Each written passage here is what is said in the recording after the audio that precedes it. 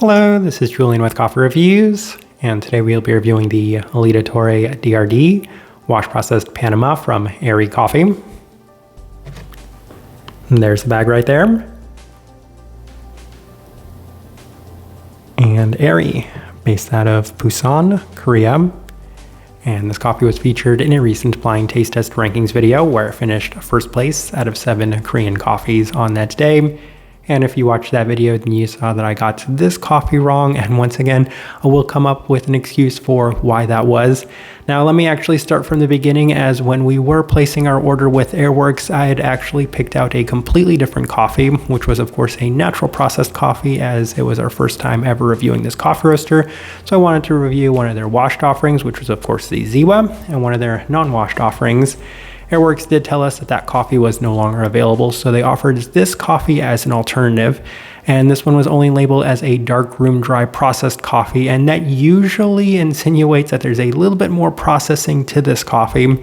So when we were doing that blind taste test video, I was looking for this coffee, as there was only one coffee that was acting like a processed coffee on that table, which was of course the natural processed coffee. And as a result, I got this coffee wrong, only to message Airworks right after recording that video and asking if this was actually supposed to be a wash processed coffee. And then we were told that it was in fact a wash processed coffee, which makes a lot of sense. And I did find it kind of interesting that even when we did not know that it was a wash processed Panamanian Geisha, that the wash processed Panamanian Geisha did finish first place among all of the coffees on that table, which goes to show that yes, these are my favorite coffees out there, and that's why it's not surprising that it did finish first place. But it will be interesting to see if it maintained its status as my favorite of those coffees, as this right here is day 36.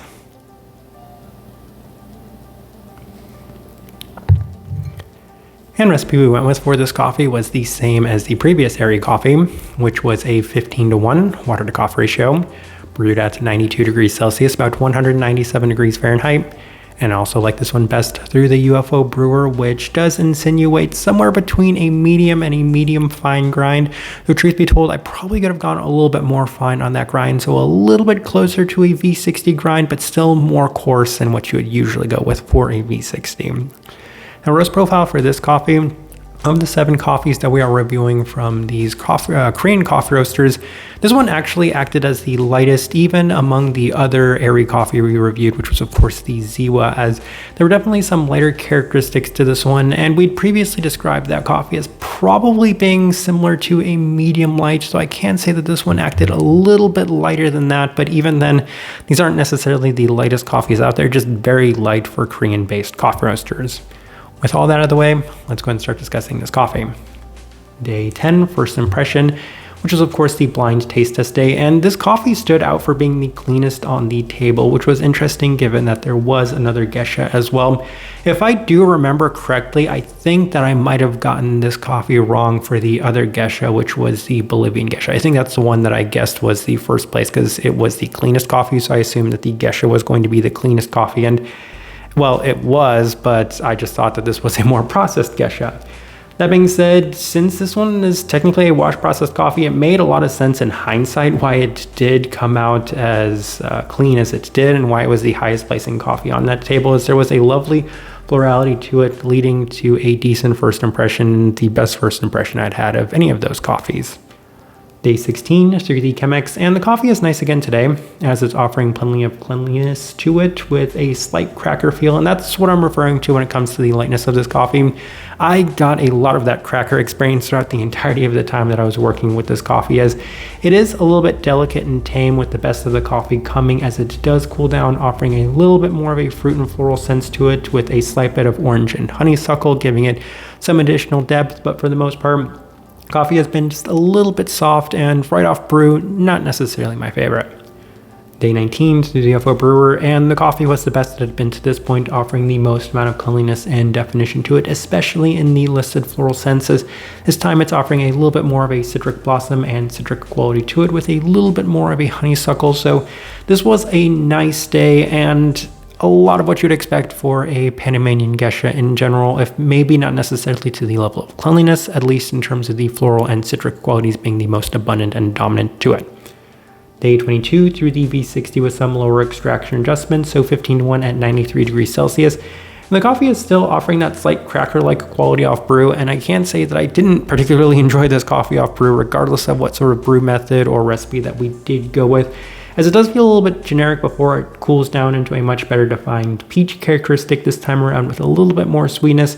So it did feel like this coffee was just naturally improving with time. So on day 25, we opted for the Chemex with the same adjustments, and same thing, coffee had that slight cracker-like feel, a little bit grainy to it, as well as it was easily the lightest coffee that we'd had from any of these coffee roasters. So that's what I'd mentioned. From the Korean coffee roasters, this one easily the lightest.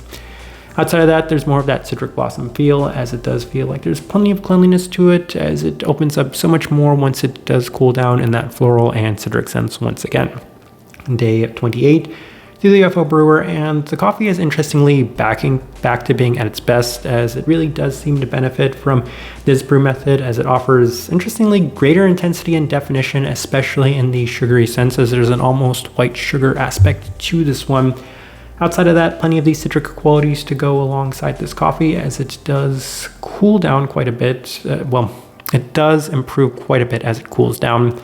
And then day 31, final notes we have through the UFO brewer one more time, and the coffee has been pretty consistent in that sense, is right off brew, a little bit too much of that kind of grain cracker-like experience, but as it does get around room temperature, you see a lot of the more sugary characteristics to this one, a lot of the more floral and citric characteristics to this one open up. So can say that that's the best way that I enjoyed this coffee, was through that brew method and after it had settled quite a bit off brew. All right, so let's go ahead and put up the tasting wheel so you can see what we're getting.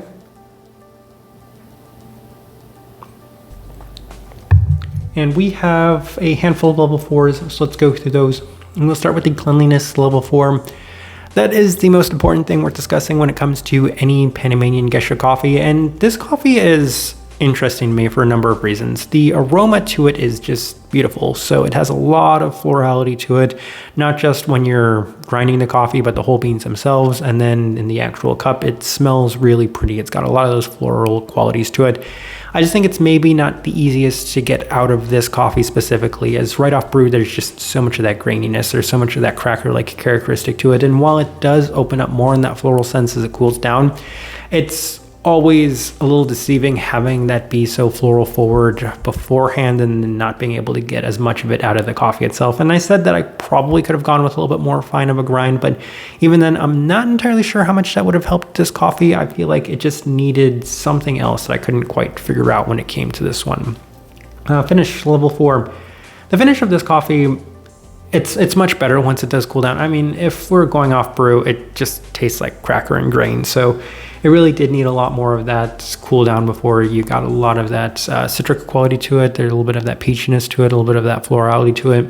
If I remember correctly, I think the descriptors they had was something along the lines of rose, and the coffee is supposed to taste very reminiscent of a peach tea. And I can see all of those characteristics, but for me, it's just skewing a little bit more in that citric direction, a little bit more in that honeysuckle-like direction.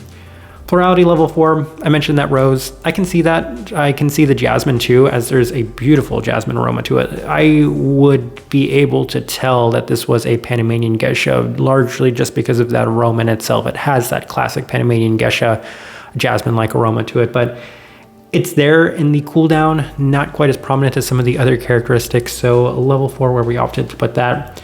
Citrus fruit level 4, I don't think they had any citric descriptors on it, but I can see plenty of those citric blossom qualities, and as a result, we put that as the most abundant of the fruit characteristics, so level 4 for that. Let's go ahead and move on to the level 3s. We will start with the sweetness level 3, the second most important thing we're discussing in this coffee. I feel like the very strong dynamic from how this coffee is off brew to how it is once it cools down is represented in this sweetness on this tasting wheel, because off brew, it's somewhere between a 2 and a 3. Honestly, there's not a lot of sweetness to it, and it does open up as it cools down on the higher side of level 3, but I just kind of wanted to show that it's in the middle, not necessarily the sweetest coffee, and even in comparison to some of the other coffees that we had from the other Korean coffee roasters, I found those to be a little bit sweeter than this coffee.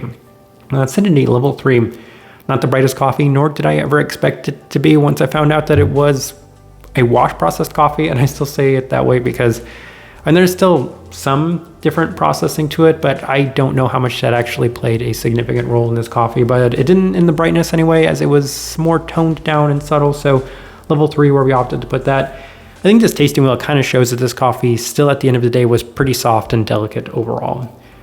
Berry fruit level 3. I can see some melon characteristics, melon qualities to this one, which did give it a little bit more depth. You would hope for a fair bit of depth when it comes to a Panamanian Geisha. Same thing with the stone fruit level 3. Again, they emphasize that this one is supposed to be reminiscent of a peach iced tea, and I saw more traces of peach, or maybe a little bit more of a white sugar peach quality to it, or white peach sugary quality to it, and that's where a lot of that came from. But level 3 at the end of the day, where we opted to put that. Final thing worth discussing, body level 2. And I said in our previous Aery review, given that we also brewed that one with the UFO brewer, the biggest thing I ever noticed from the UFO brewer is that there's just a little bit different of a texture that comes out from the coffees, and that happened with this one as well. And I don't think that this coffee was ever going to score level 1. I don't think that it was ever truly tea-like in terms of the body. I feel like it had just a little bit more structure to it, so that's why we put it a little higher there at the level 2 mark. Outside of that though, as I'm looking at this tasting wheel, I do think it is a pretty good representation of what I was getting from this coffee. All right, so my overall thoughts and impressions of this coffee. Now that I'm thinking about it, and since this one did finish first in that blind taste test, it probably was either my first or my second favorite of the Korean coffees that we did review from that blind taste test. That Basha Bekele might have actually surpassed it, largely because that one was pretty consistent and it did seem to improve with time, whereas this coffee left me scratching my head a lot, largely because I felt like there was a better coffee to actually be found in this one, and for whatever reason with our standard brew methods, I could not seem to get that right.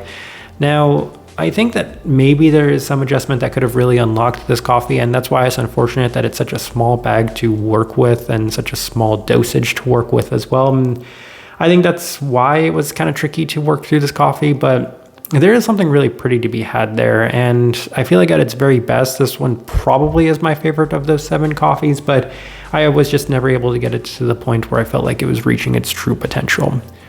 Type of person I would suggest this coffee to, I think it's tricky. I think if you are looking for something that is cleaner and lighter on the higher end of Korean coffees, and this one's probably going to be a pretty good fit. I mean, we've reviewed quite a few Korean coffee roasters right now, and I don't think I've had anything that's been similar to this one with any of those other coffees, so that makes it unique in that regard. Outside of that, it's got a beautiful florality to it, even with it maybe not being as high as I was expecting or hoping, and then outside of that, plenty of the citric characteristics, so truly Panamanian Geisha in that sense. Kind of the best direction I can point somebody towards on this one, and also the best way I can leave this review. If you by chance had an opportunity to try this coffee, I'd love hearing your thoughts and impressions of it as well. If you're enjoying the content, give this video a like, subscribe if you're not subscribed. This right here has been a review of the Elida Torre DRD wash processed Panama from Aery Coffee. Thank you for watching.